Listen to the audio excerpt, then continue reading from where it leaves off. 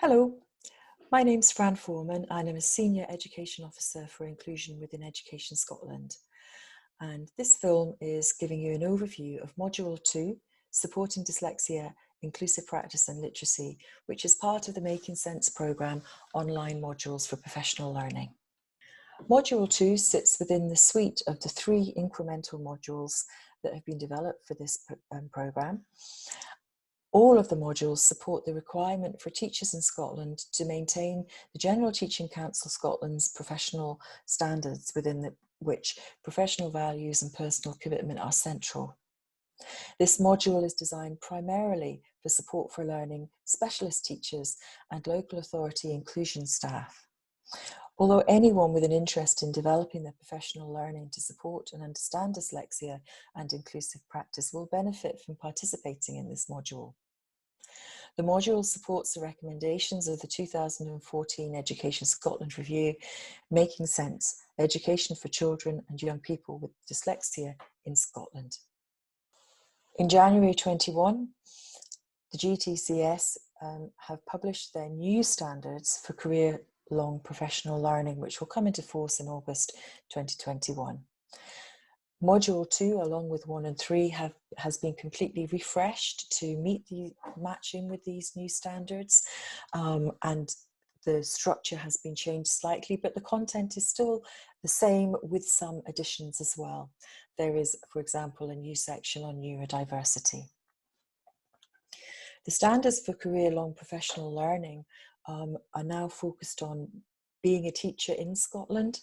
That fits very well with these modules because they have been designed specifically for the Scottish context. Professional knowledge and understanding. By exploring all 3 modules, and particularly beginning to explore Module 2, you will deepen your understanding and knowledge of dyslexia and inclusion. Linking with professional skills and abilities, looking at curriculum and pedagogy, the learning context and professional learning. So the modules give you an opportunity to explore and meet all of these standards. In our introductory film, Kathy and I showed you this slide, and it really, again, it's showing where Module 2 fits into these incremental modules to help you have that meaningful career-long professional learning.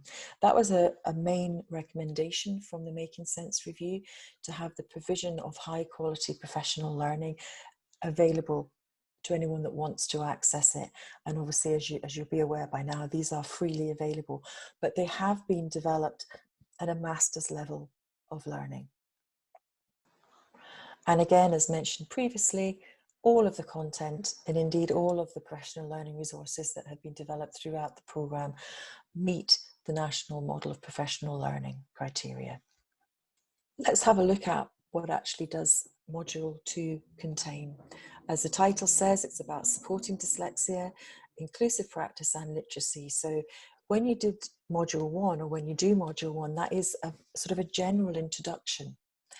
This particular module is developed to provide deeper information for you and deeper opportunities for reflection on your practice and working as well with your colleagues, either in your team or if you're in a primary, you know, in your sort of group of classes around you.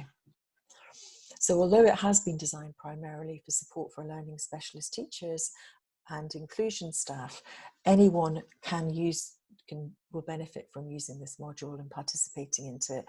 And again, similar to all of the resources, the Addressing Dyslexia Toolkit is core to the module. There will be opportunities within the module where you will be asked to go to the toolkit to have a look at a particular section, a particular page, or access a film on the toolkit. The learning outcomes for Module 2. Building on from Module 1, Introduction to Dyslexia and Inclusive Practice, Module 2 aims to further support your understanding of dyslexia, inclusive practice and literacy development. You will achieve this by developing a deeper knowledge and understanding of dyslexia and inclusive practice within the Scottish educational context, which obviously is set within equality and equity. Dyslexia and identification using the structured framework. Dyslexia and co-occurring additional support needs and inclusive practice, the importance of effective communication, and we will share through the module and the toolkit some support strategies that may help you. Throughout the module, there are opportunities for reflection and engagement. So Module 2 has been designed to help you reflect on your own practice and engage in collegiate discussions with your colleagues. Now, this could take the form of a team meeting. It may be a collegiate session which you're leading. It may be a discussion that's been set up through an in-service day. And the icon that you can see on the right of the two stylized people, they're the symbols that are used within modules 2 to sort of let you know that this activity would be really good for you to share that and engage, appreciating that sometimes that is really difficult to get these opportunities, but they're just highlighting to you that this would be a really good opportunity if you can take it. As with Module 1, there is a reflective log that goes along with Module 2, and you can download that right at the beginning. And at the start of it, there is an exercise for you to explore where you are at the moment. And again, you'll revisit that at the end of the whole module. Within the reflective log, there's opportunities for you to make notes, to include your thoughts, particularly helpful when you're engaging with colleagues. You can make of it what you want. It's not marked, it's not a formal part of the assessment. We do know that many of the people that have completed the modules have used them to support dialogue with their line managers, with their annual reviews, and they've also referred back to it when they've been doing their 5-yearly PRD update. So that's it's sort of a screenshot of what it looks like. It's a Word document, so it's fully accessible, and as I say, you can use it in the way that best suits you. Module 2 explores supporting learners through the following themes. As mentioned previously on multiple occasions, all of this work is set within the Scottish context. That will link with the Scottish working definition of dyslexia. We will be looking at understanding dyslexia, looking at some literature, exploring the different definitions, looking at supporting learners and family. As mentioned in one of the previous slides, that importance of positive engagement and really effective communication, because very often the communication can be the root of difficulties which may arise in years to come. And just developing those positive relationships with everybody, which are in a child-centered way, is really, really important. And obviously looking at professional development. The roles and responsibilities of a support for learning teacher or an ASN teacher, different local authorities have different names for them, will be explored in this module as well. The module will provide opportunities to deepen your understanding and reflection on dyslexia and neurodiversity. That's a new section in Module 2. It was mentioned in the previous modules, sorry, but we've got more information on that. Linking as well to the sort of the new pages that were put up last year in 2020 on the Addressing Dyslexia toolkit. We'll explore the literacy debates, looking at the top-down, bottom-up method. Is there a particular way, a particular approach which suits all learners to help them develop their literacy skills? We'll also be looking at the impact of dyslexia on learners and their families, both positively and negatively. As mentioned, the value of effective communication. Looking at the relationship between literacy, dyslexia, and language development. Our national working definition is not purely focused on literacy. Clearly, it's a very important part, but our associated characteristics of dyslexia are wider. But this module gives you that opportunity to explore this in more detail. Really importantly, there's an opportunity to look at self-evaluation and reflection on practice with yourself, within your classroom, within your school. Linking to all the national resources that are available to do that, including the implementation resource that was created. And I'll talk about that in more detail on the next slide. Clearly, it's all set within Curriculum for Excellence, exploring responsibility for all, exploring what, assessment within Curriculum for Excellence, importance of supporting and planning for effective transitions. And these are what we call micro and macro transitions, not just those major transitions in a life, in the journey of an educational journey of a young person or a child. Looking at how do we identify dyslexia and literacy difficulties in Scotland, obviously linking to the toolkit, sharing some good practice for identification, and looking at assessment arrangements and accommodations, which although I think people do associate that understandably with secondary schools, there's also, in primary schools, these are also applicable. So all of the above will support improvements in the outcomes and experiences of learners, their families, and yours and your colleagues in years to come. One of the activities that we have within the Module 2 is exploring this resource, which was published just before the COVID lockdown in January 2020, where we're looking at, well, what actually do we mean by inclusive practice? How does that relate to dyslexia-friendly practice? And as we highlighted in the introduction film, there is a film in this series which is focusing on this, a resource in particular, how it's been used in East Ayrshire. The literacy circles are a very popular resource. Within the Module 2, there's an activity in which you can explore these in more detail.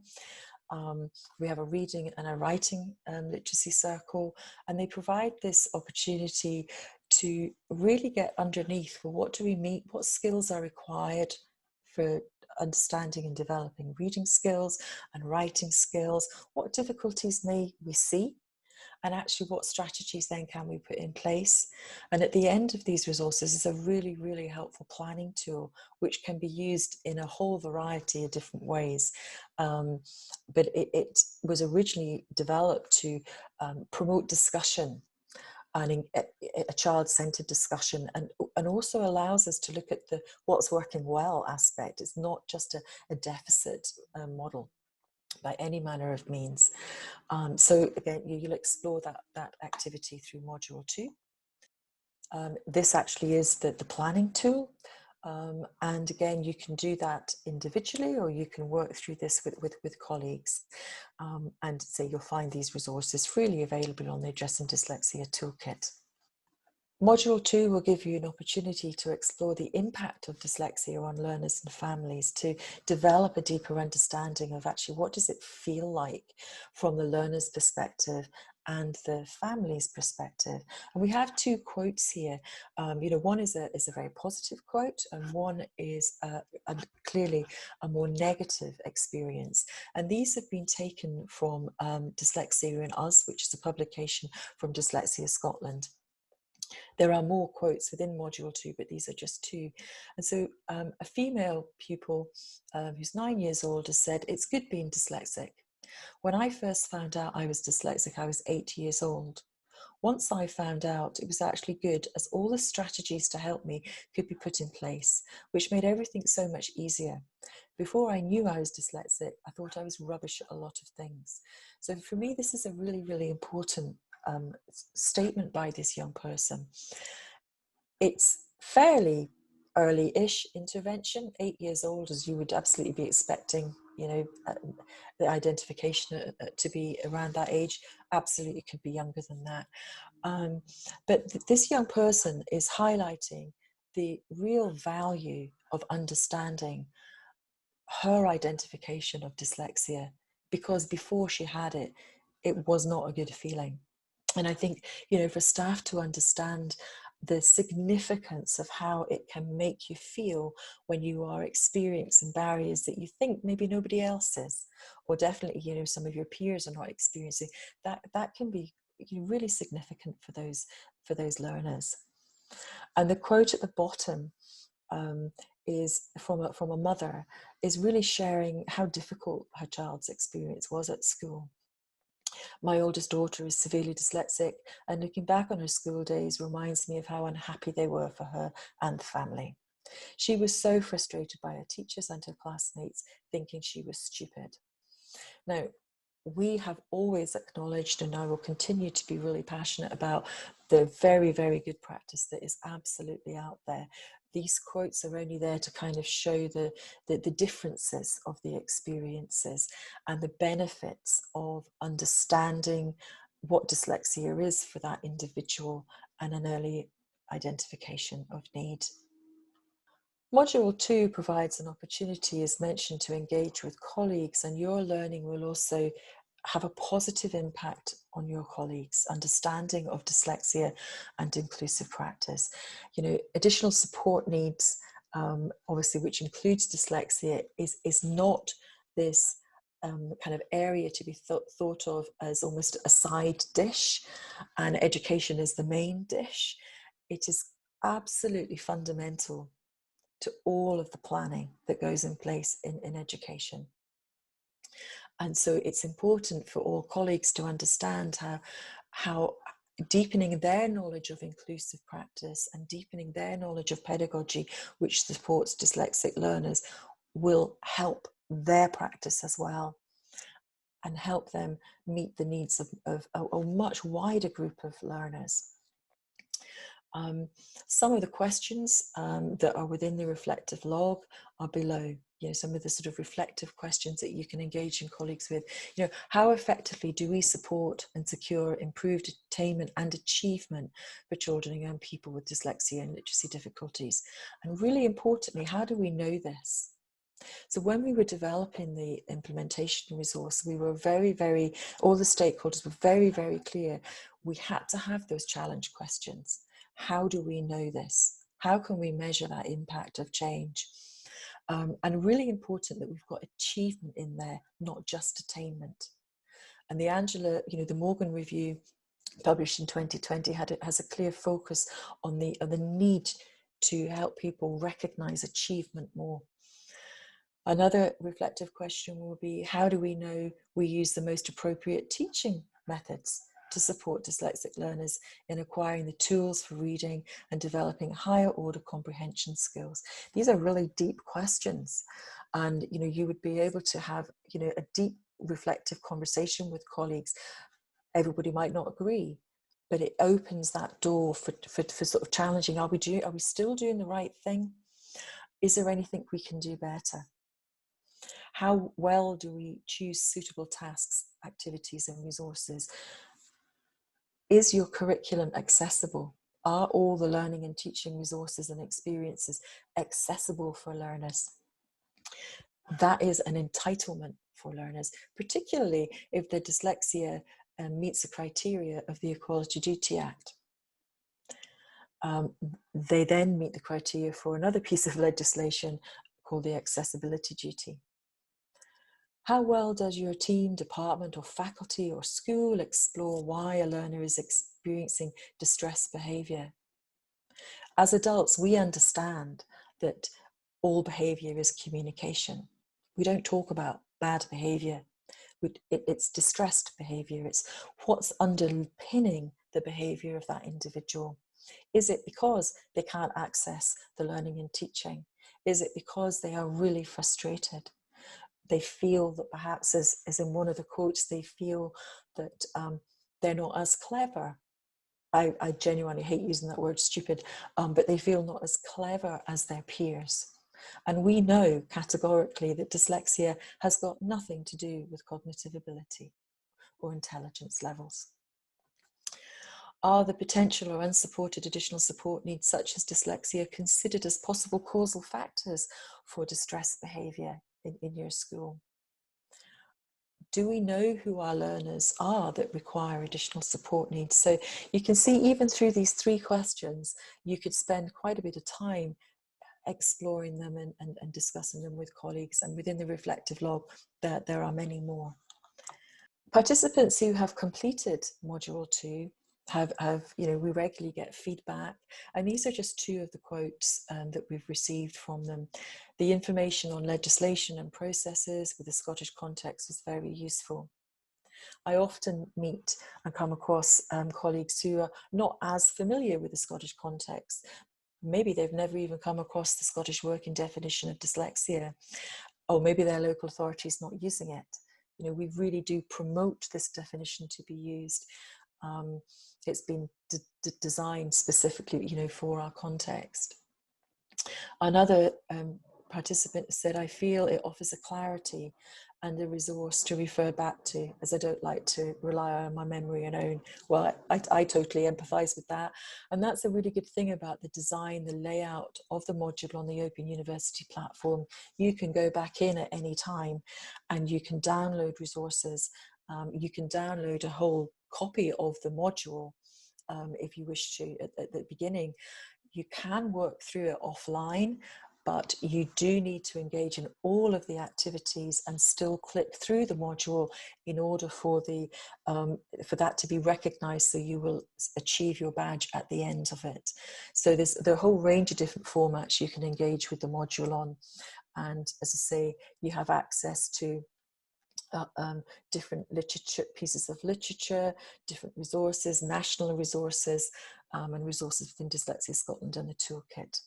Some of those resources are highlighted on this page here, moving around from Realising the Ambition, the Young Ambassadors for Inclusion, really powerful resource that's available on the National Improvement Hub, where young people talk about inclusion and additional support needs from their perspective. There's an activity within Module 2 looking at that. We've got the Addressing Dyslexia Toolkit, Scotland Learns. The Addressing Dyslexia Toolkit has pages on it supporting us through, with COVID, information for families, information for staff, links to other co-occurring difficulties, the Autism Toolbox with neurodiversity, and obviously developing the young workforce. So these are just a few resources that are available and can be accessed. And these are the main 3 websites from Dyslexia Scotland.